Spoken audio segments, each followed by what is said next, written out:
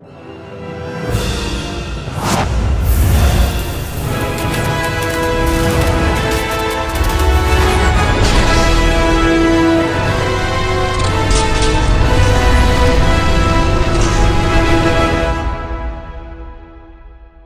going on, everybody? Welcome back to another video, and in today's video we're going to be talking about The Last Duel. So The Last Duel is the brand new Ridley Scott film, and instead of going to see the new Halloween film tonight, Halloween Kills, like everybody else, we decided to go check out this movie, and I kind of wish we had gone to check out Halloween. But with that said, let's go ahead and talk about this movie. Since the marketing, I feel, kind of keeps a lot of the movie shrouded in mystery, I'm not going to get too deep into spoilers, especially since it's a brand new film, so no concerns for that here. But I will be talking about a little bit of the stuff that you may see in some of the marketing. The Last Duel is based primarily on a book and a true life story that is about the last duel ever in France that was ever used in a judicial way. So the last time a group of guys ended up fighting to the death for something that was having to do with the laws, the courts, or anything like that. So yeah, definitely an interesting, thing that happened in real life, just an interesting time in general. We definitely get to dip our toes into the different sensibilities and mannerisms of that time, the different things that they would do, the ignorance of that time, and the way that they would approach different judicial situations. It's just always kind of crazy to watch movies or see anything having to do with that time and just kind of seeing the ignorance that people had of that time. And to avoid massive spoilers, I will kind of move away from jumping on what that actual case was all about in this film. But the basic premise that leads up to this duel is you have these two former friends played by Adam Driver and Matt Damon, and they're now going to go head to head in this final duel. And I'll leave it at that without getting too deep into spoilers in case you haven't seen a whole lot of the marketing material and you don't really know too much about what this is about. Adam Driver, Matt Damon, Ben Affleck, Jodie Comer, so many great actors and actresses in this film throughout the entirety of the thing, and I thought it was really, really solid. One thing I will say is, though I did enjoy their performances throughout, I was kind of taken out of the movie on multiple occasions because a lot of the actors, specifically the American actors, were really phoning in pretty bad European accents. Throughout the entirety of the movie, we're jumping around to various places, sometimes in France, sometimes in places like Scotland, and the movie takes place over the course of about 5 to 6 years overall, and we're consistently jumping around to these different locations, different places, and we consistently hear other people that have legitimate accents, and so to see our main actors in the film kind of be giving off these very weak accents that don't really sell me on the location that they're in, yeah, that was definitely something that took me out of the movie while I was watching it and consistently made me think, are they doing an accent? Have they just given up on the accent here? Even though their performances were good, it kind of took me out of it a little bit and kind of took away a little bit of that authenticity that you kind of look for when you're watching a period piece. And so yeah, with this movie and this story, I know nothing about it going in. I knew nothing about the book, and so this was just kind of my first time ever hearing this story, seeing the story. It is based on a true story, and yeah, this is just going to be my thoughts on the film in and of itself.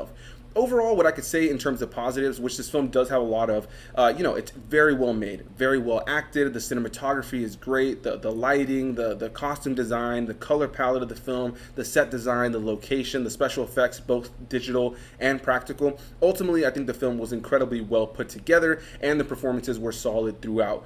This movie is about 2.5 hours long, and I completely forgot that going into this movie. And of course, like every other movie, it's broken into 3 acts, and over the course of the film, we're actually seeing them pop up on the screen as chapters. So you have chapter 1, chapter 2, chapter 3, and the movie wraps up. And so what I can say about this movie right out of the gate is that for me, it was overly long. This movie has a very interesting premise and a very tragic story at the center of everything that's happening, but what they chose to do with these 3 acts is give us different perspectives of different characters over the course of the film. And I won't get too deep into the spoilers like I mentioned. However, over the course of the film, maybe in the first act, we may see a bunch of scenes play out, and in the second act, we may revisit a lot of those scenes, but from a different outlook, giving us a new perspective, more context, and sometimes completely changing the scene in and of itself entirely. So you may have one scene where somebody was kind of speaking to somebody calmly, and now we see it from a different perspective where that person was maybe a little bit more aggressive.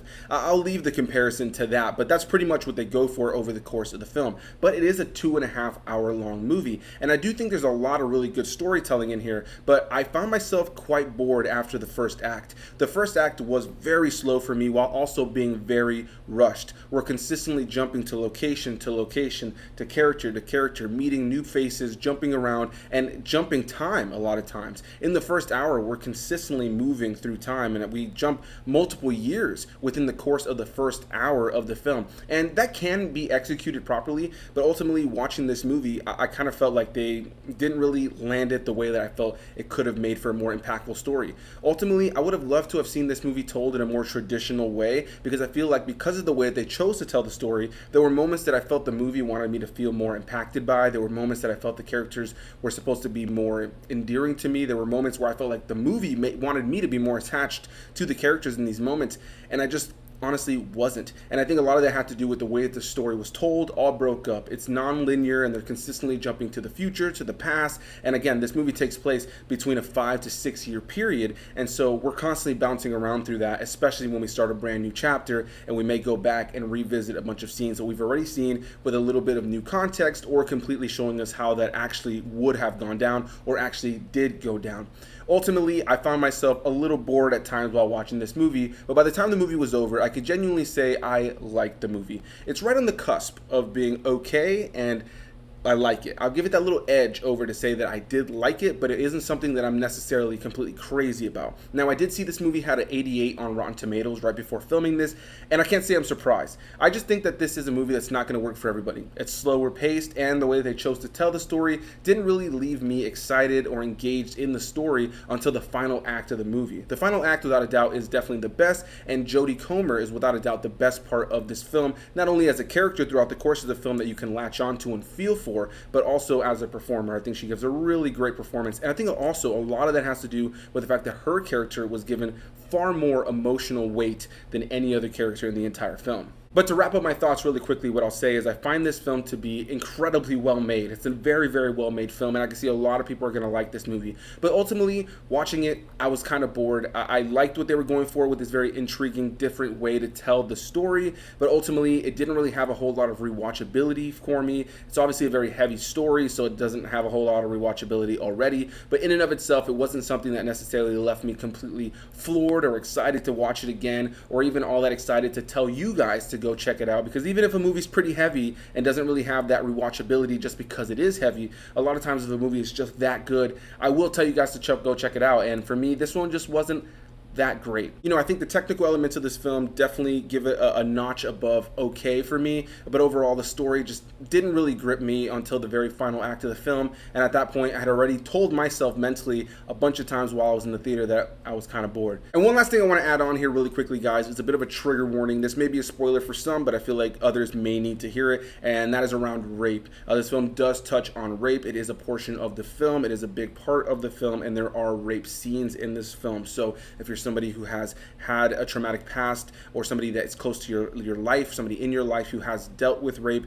and that's something that may be triggering to you, maybe something that may be hard to watch in a movie, then I don't recommend this movie for you at all on that front. But I just definitely wanted to add that in here, and yeah. So ultimately, The Last Duel, I think, is a movie that's not going to work for everybody. But if you're intrigued by the premise, if you're intrigued by what I've said, if you're intrigued by the posters, if you're intrigued by the footage that has appeared over the course of this video, then check it out. I think it's a harmless watch. However, it is a longer watch. And since it is such a long watch and it isn't something that necessarily excited me all that much, I can't necessarily give this film a flat-out recommendation. But I do look forward to hearing what people have to say about this, because I can definitely see this movie working for a lot of people. I don't want anybody to confuse what I'm saying. I don't think this is a bad movie, but I just think that there are elements about how they chose the story that just didn't really work for me.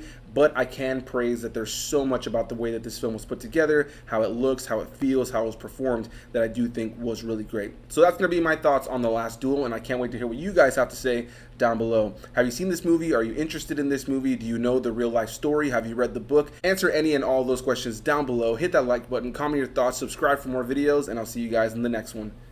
Bye-bye.